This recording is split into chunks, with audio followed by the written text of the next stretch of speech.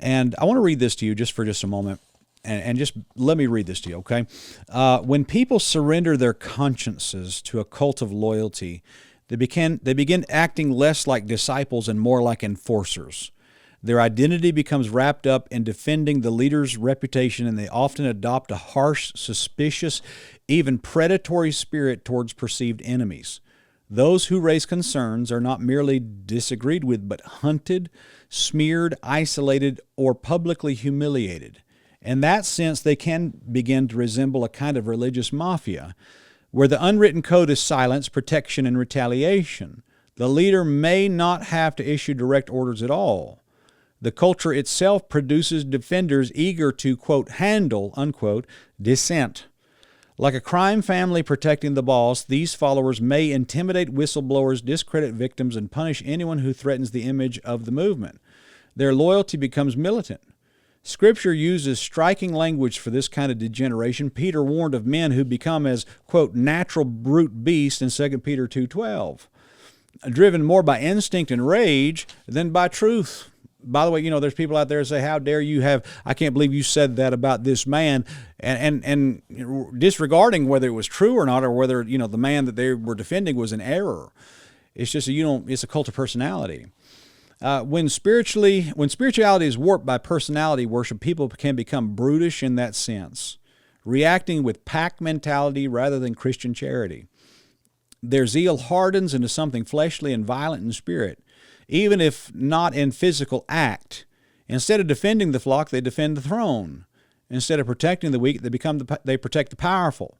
This is why cultic loyalty often produces a bullying culture where followers become attack dogs for a man they have elevated beyond biblical measure.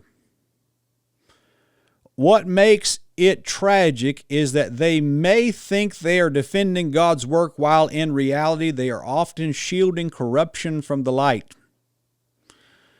And these people who do this are the ones that blew up online when disclosure came out. And maybe you saw some of those posts.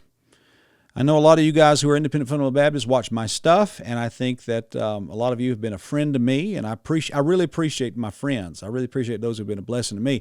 But you saw the post after disclosure came out. You saw the things that they said about me. They called me everything but a white man. And it wasn't because I was wrong. It's because I challenged and I broke an unwritten rule.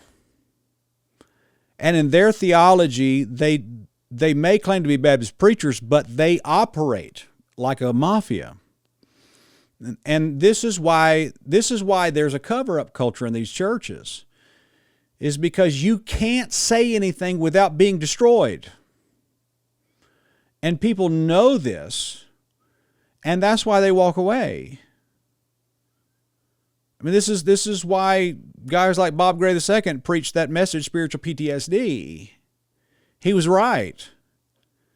It's because, there are people out there that they saw something was wrong and they tried to say something, but they were scorched for doing so.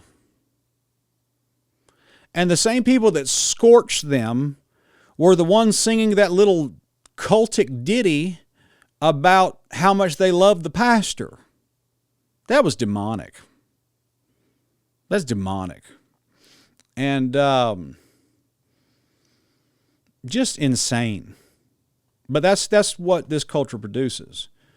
Those who raise concerns in loyalty-driven systems are often treated not as brethren to be heard, but as threats to be neutralized.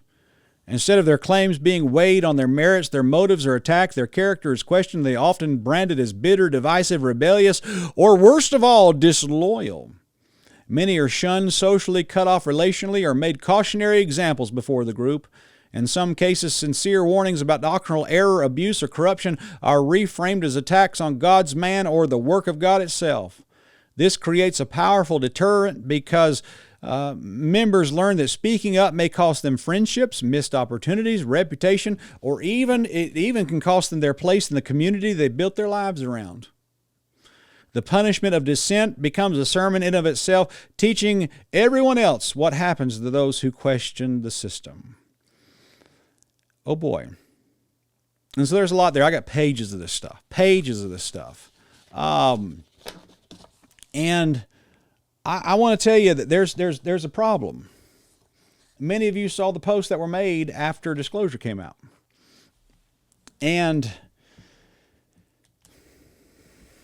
I think that the next generation needs to know that this is not okay. You don't have to take this type of bullying from people. And I hope that I can be used of the Lord to point people a different direction away from this. I was a member of a church years ago where, and this guy was a classic card-carrying one of these cult fundamentalists. And I was a member of his church, and I did something, I don't remember exactly what it was, but I think I spilled something or something, and it was in the auditorium, and I made a mess. That man cussed me out, and he was my pastor. And I'm not cussed me, and I couldn't believe it. And then we were gone at a youth rally one time, and I was the last man in the van, and he cussed me out in front of the teenagers. And that guy beat me up.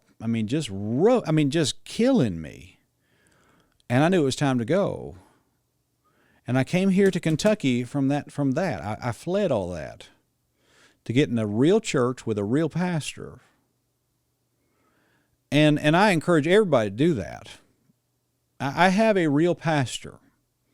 I have a real church that I go to with a real church family. And it's the best thing you could ever ask for.